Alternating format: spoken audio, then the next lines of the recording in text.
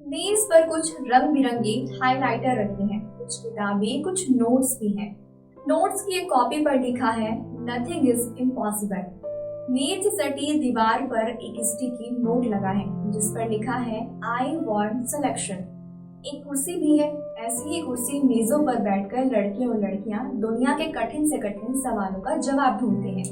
उन जवाबों को सलीके से लिखते हैं। इस दौरान वो बहुत कुछ पढ़ते हैं और लिखते हैं। नहीं सीखते तो अपने मन की बात अपनों से कह पाना। निहारिका भी यही नहीं सीख पाई थी।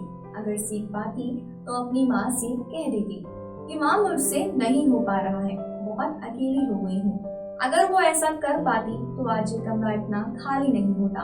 राजस्थान का कोटा IIT JEE और नीट की तैयारी करने वालों की मंडी है। हर साल तकरीबन 1.5 से 2 लाख लड़के और लड़कियां घर परिवार से दूर कोटा तैयारी करने के लिए आते हैं। घर से निकलते वक्त ये सब अपने साथ कुछ सपनों की पोटली लेकर आते हैं। 10 बाई 10 के कमरे में रहकर दिन रात पढ़ाई करते हैं, लेकिन इन लाखों की भीड़ में महज 17,500 लोग ही अपनी मंजिल तक पहुंच पाते हैं, क्योंकि देश के 23 IITs में लगभग सीटें ही इतनी हैं।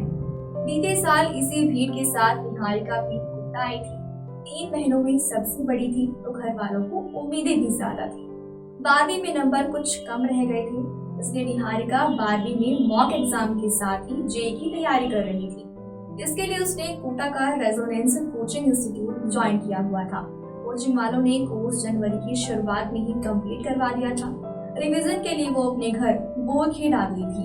31 जनवरी को एग्जाम था। घर में उसका एक कमरा था जिसे उसने अपने मन मुताबिक सजाया हुआ था। दीवार पर पीरियोडिक टेबल चिपका रखी थी। टेबल पर बहुत सलीके से अलग अलग सब्जेक्ट्स के नोट्स रखी थी। उसने अपनी टेबल पर एक छोटी सी घड़ी भी रखी हुई थी।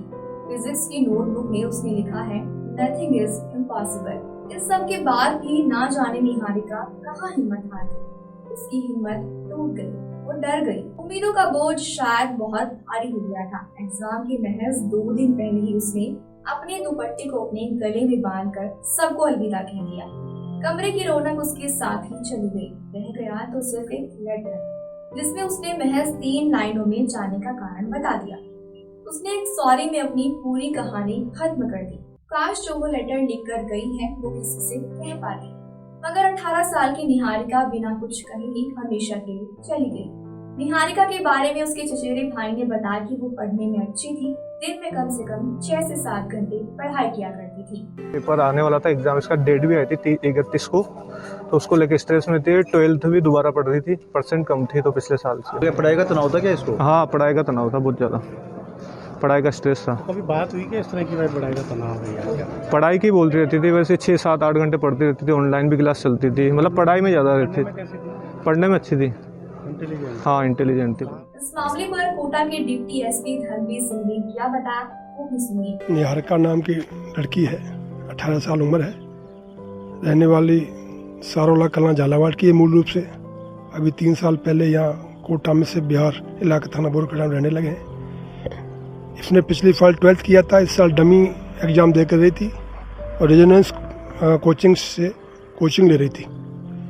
31 जनवरी को इसका एग्जाम था। सुसाइड नोट भी मिला है इसने बच्ची ने अपने कमरे में फंके से लटक चुन्नी से लगा के हैंगिंग कर ली। सुसाइड नोट में क्या कुछ लिखा है? सुसाइड में ये लिखा है कि मैं नहीं कर सकती, mummy papa, sorry mummy papa, मैं सुसाइड कर रही हूँ, मैं JEE नहीं करना चाहती। इस तरह का सुसाइड नोट मिला है और पोस्टमार्टम करवा रहे हैं। हफ्ते भर पहले ही नीट की तैयारी कर रही मुरादाबाद की एक लड़की ने भी ऐसा ही किया था। सरकारी आंकड़ों के मुताबिक साल 2023 में 30 छात्रों ने अपना जीवन समाप्त कर लिया है। ऐसे मामले आने के बाद सरकार ने कोचिंग संस्थानों के लिए नई गाइडलाइन जारी की है। इसमें कहा गया है कि 16 साल से कम उम्र के छात्रों को कोचिंग संस्थानों में दाखिला नहीं दिया जाएगा। इसी के साथ अच्छे नंबर और रैंक दिलाने जैसे भ्रामक वादे न करने की भी हिदायत दी गई है। आपसे यही कहेंगे, पढ़ाई जरूरी है मगर उससे ज्यादा आप जरूरी हैं। आपके लिए ये जानकारी जुटाई थी मैंने। मेरा नाम है नौशीन। आपकी इस खबर पर क्या राय है हमें कमेंट सेक्शन में जरूर बताइएगा। शुक्रिया।